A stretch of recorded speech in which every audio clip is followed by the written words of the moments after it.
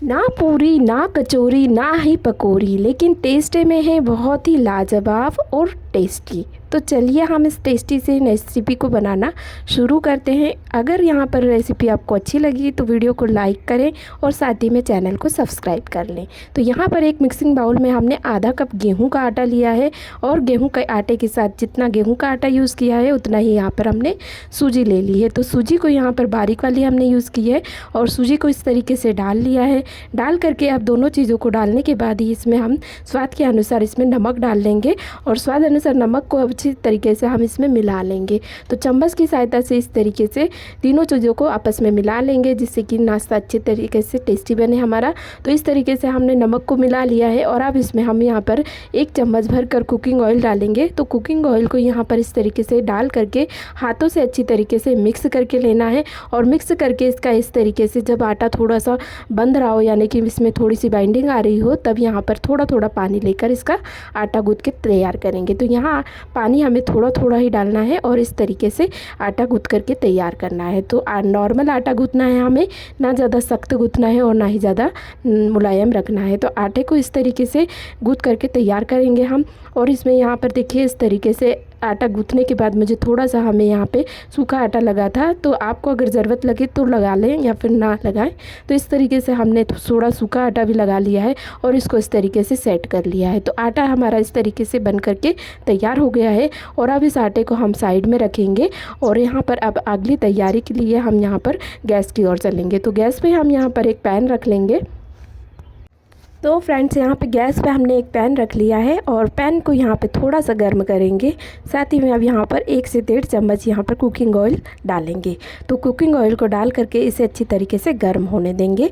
जैसे ही हमारा तेल थोड़ा सा गर्म होगा इसमें हम यहाँ पर 1 चम्मच जीरा डालेंगे और जीरे को यहाँ पर 1 मिनट चला लेंगे। तो जीरे को इस तरीके से चला लेंगे और अच्छी तरीके से चटका लेंगे। जैसे ही जीरा हमारा चटकने लगेगा यहाँ पर हमने 2 से 3 प्याज बड़े साइज़ के यहाँ पर लंबाई में काट करके लिए हैं इस तरीके से। तो इस प्याज को इसमें डाल लेंगे और प्याज को अच्छी तरीके से डाल करके हमें इसे चलाना है। तो प्याज को यहाँ पर लगातार चला लेना है। 1 से 2 मिनट इस तरीके से चलाएंगे तो थोड़ा थोड़ा इसका जब कलर चेंज होने लगेगा तो इसे और थोड़ा सा चला लेंगे। तो 2 मिनट और इसे चला लेना है हमें।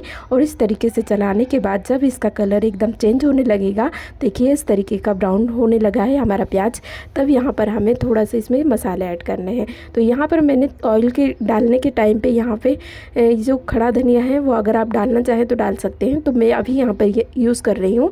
तो 1 चम्मच हमने यहाँ पर खड़े धनिया के बीजे डाले हैं और इस तरीके से डाल करके इसका टेस्ट बहुत ही अच्छा आता है स्टफिंग में डालने के बाद। तो इस तरीके से इसको डालने के बाद हम यहाँ पर स्वाद अनुसार नमक डालेंगे और नमक के बाद यहाँ पे थोड़ा सा हल्दी पाउडर का यूज़ किया है कलर के लिए हमने और साथ ही में यहाँ पर आधा चम्मच लाल मिर्च पाउडर लिया है।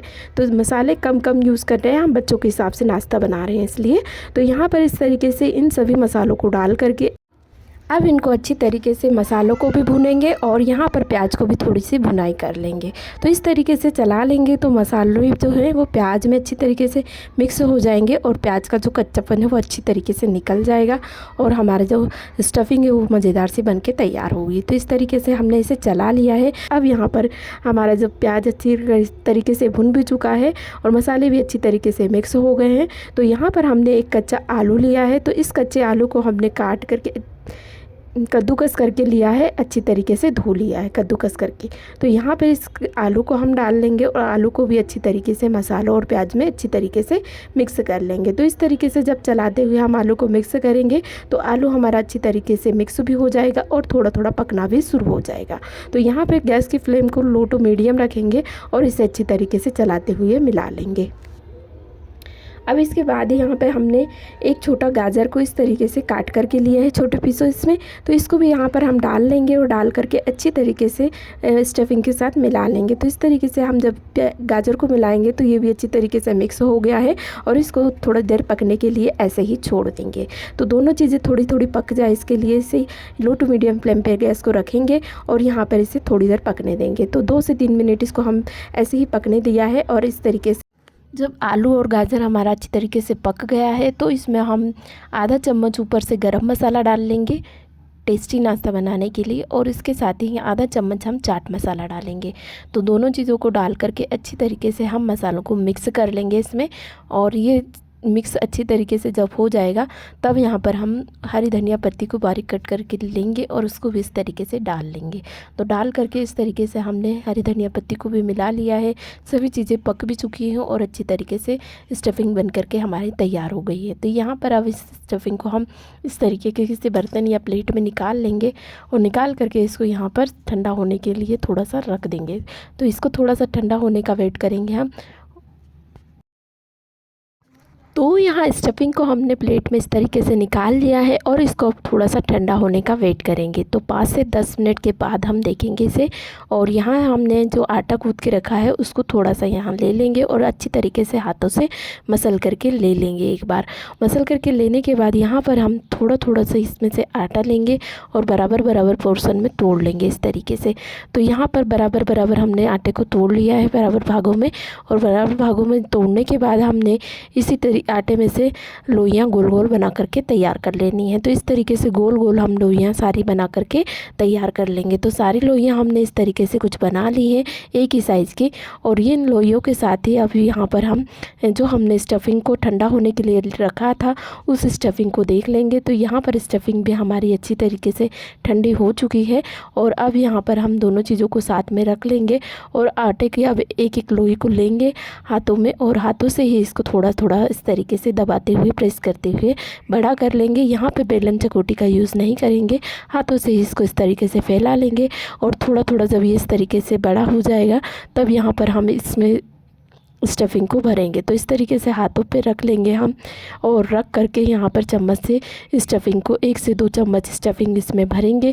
और भर करके यहाँ पर इस तरीके से इसको चारों तरफ से पैक करेंगे। तो चारों तरफ से इस तरीके से हमें इसको, जैसे हम आलू पराठा बनाने के लिए पैक करते हैं, उसको इस तरीके से पोटली से बांधेंगे और बांध करके चारों तरफ से आटे को इस तरीके से पैक कर देंगे। तो आटे को इस तरीके से पैक करने के साथ ही हम इसे हाथों से, दोनों हाथों से इस तरीके से प्रेस करेंगे और प्रेस करके इतना बड़ा हम नाश्ते को बना करके तैयार करेंगे। तो बस इसी तरीके से हम दूसरे भी नाश्ते को भरेंगे स्टफिंग को।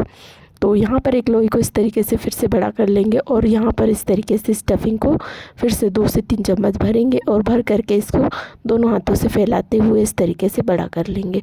बड़ा करके नाश्ता इस तरीके से हम बना करके तैयार करेंगे। तो 2 हमने इस तरीके से बना लिए हैं और इसी तरीके से हमने सारा नाश्ता यहाँ पर बना करके तैयार कर लेना है। तो फ्रेंड्स, नाश्ता हमारा इस तरीके से सारा बन गया है और अब यहाँ पर गैस की ओर चलेंगे। तो पैन को हमने उसी पैन में यहाँ पर 2 से 3 चम्मच तेल डाल लिया है। तो तेल यहाँ पे कम ही लगने वाला है हमें। और तेल जैसे ही यहाँ पे गर्म होगा यहाँ पर एक एक से नाश्ते को इस तरीके से डालना है और डाल करके अच्छी तरीके से इसे फ्राई करना है। तो सैलो फ्राई हमें नाश्ते को यहाँ पे करना है। तो इस तरीके से डाल करके अब इसे लो टू मीडियम फ्लेम पे रख के यहाँ पर गैस को इसे सिकने देना है। तो एक एक से हमने इसे डाल लिया है और नाश्ते को अच्छी तरीके से लो टू मीडियम फ्लेम पे यहाँ पर सिकने देंगे ताकि अंदर तक पक जाए और नाश्ता हमारा अच्छे तरीके से टेस्टी सा बन करके तैयार हो। और जब इस तरीके से एक तरफ से हो जाएगा तो यहाँ पर स्पैचुला से इस तरीके से हमें एक एक से इन्हें पलट लेना है और पलट करके दूसरी बाजू को यहाँ पर हमें फ्राई करना है। तो सैलो फ्राई करने से भी ये नाश्ता बहुत ही अच्छी तरीके से बन करके तैयार हो जाता है। तो फ्रेंड्स, ये नाश्ते की रेसिपी अगर आपको अच्छी लग रही हो तो प्लीज़ यहाँ पे एक छोटा सा लाइक करके जाइएगा वीडियो को। और इस तरीके से हमने इसको पलट करके ले लिया है। तो स्टफिंग हमने बहुत ही टेस्टी सी बनाई है। इसमें कचौड़ी पकौड़ी जैसा ही आपको टेस्ट मिलने वाला है। तो इस तरीके का नाश्ता आप कम समय में बना करके तैयार कर सकते हैं। तो यहाँ पर इस तरीके से हमने इसे दूसरी ओर से फ्राई होने के लिए लो टू मीडियम फ्लेम पे ही रखा है गैस को। और इस तरीके से जब ये दोनों तरफ से फ्राई हो जाएगा तब इसे अलट पलट लेना है 1 से 2 बार। तो यहाँ पर ये दूसरी तरफ से जब होने लगेगा तब इसको फिर से हम पलटी करेंगे। तो ये देखिए इस तरीके से दूसरी तरफ से भी हो गया है। तब इसको पलट लेंगे, पलट करके दूसरी बाजू से फिर से इसे फ्राई करेंगे। तो ये अलट पलट के ये नाश्ता इस तरीके से कुछ सुनहरा हो जाएगा और तैयार हो जाएगा सिक करके, तब हमें इसे निकाल लेना है। तो यहाँ पर नाश्ते को इस तरीके से 2 से 3 बार हमने अल्टी पल्टी करके सेक लेना है। और जैसे जैसे ये होने लगेगा वैसे इसे पलटते जाना है। तो इस तरीके से हमने अल्टी पल्टी करके इसको 2 से 3 बार सेक लिया है। और नाश्ते का कलर कुछ इस तरीके से जब गोल्डन हमें दोनों तरफ से दिखने लगेगा, आप इसका टेक्सचर एकदम से चेंज होता हुआ देखेंगे। और तो इस तरीके से हम इसे दोनों तरफ से सेकते हुए अब एक एक से निकाल लेंगे। तो एक एक से हमने इसको निकाल लिया है। इस तरीके से जब ये सिक चुका है दोनों तरफ से, तो इस तरीके से हमने इसको निकाल लेना है। और नाश्ता कुछ इस तरीके से बन करके तैयार हो जाता है और बहुत ही मज़ेदार लगता है। किसी सॉस या चटनी के साथ बहुत ही मज़ेदार लगता है खाने में। तो बचे हुए नाश्ते को भी इसी तरीके से बना करके हम डालेंगे पैन पे और बना करके यहाँ पे तैयार करेंगे। जब हो जाएगा तब इसको अल्टी पल्टी कर करके सेकेंगे, जैसे हमने पहले वाले को सेका है। तो इस तरीके से जब ये एक तरफ से हो गया है तब इसको हम दूसरी बाजू को सेकने के लिए यहाँ पर पलट लेंगे और पलट करके इसकी दूसरी बाजू को अच्छी तरीके से यहाँ पर सैलो फ्राई करेंगे। तो नाश्ता सैलो फ्राई होते हुए भी बहुत ही टेस्टी लगता है खाने में। और यहाँ पे समोसे वगैरह की या चटनी के साथ अगर सर्व करना चाहें तो बहुत ही टेस्टी नाश्ता है ये। तो यहाँ पे मैं इसको इस तरीके से अल्टी पल्टी करके सेक लूँगी और नाश्ते को इसे जब ये दोनों तरफ से हमें पहले जैसे ही दिखने लगेंगे तब यहाँ पर हमें इन्हें निकाल लेना है। तो इस तरीके से जब ये नाश्ता अच्छी तरीके से सिक करके तैयार हो गया है तब हमें इसे एक एक से निकाल लेना है प्लेट में। तो यहाँ पर ये तैयार है सिक करके, तो हमें इसे निकाल लेना है। तो यहाँ पे सारा नाश्ता फ्राई होकर तैयार हो गया है और बहुत ही मज़ेदार दिख रहा है। आप इसका कलर टेक्सचर देख सकते हैं। कम समय में, कम मेहनत में और कम सामान से, घर के ही सामान से टेस्टी मज़ेदार कुछ खाने की इच्छा हो रही हो तो इस तरीके का मज़ेदार सा नाश्ता आप ज़रूर से बनाकर ट्राई कर सकते हैं। साथ ही में आप यहाँ पर मनपसंद मसालों के साथ इसको बना सकते हैं। अगर मेरे अलावा भी आप इसमें कुछ मसाले यहाँ पे ऐड करना चाहें तो करके इस नाश्ते को चटपटा और ज़्यादा टेस्टी सा बना सकते हैं। तो यहाँ पर इस तरीके से हमने इसे बना करके तैयार कर लिया है। यहाँ पर अगर नाश्ते की आपको रेसिपी अच्छी लग रही हो तो यहाँ पर एक छोटा सा लाइक करें और साथ ही में कमेंट करके जाइएगा। तो चलिए नाश्ते की ये रेसिपी आप बना करके एंजॉय करें और साथ ही में मुझे कमेंट करके बताएं। तो चलिए यहाँ पर ये रेसिपी आपको अच्छी लग रही हो तो एक लाइक और चैनल को सब्सक्राइब कर लीजिए।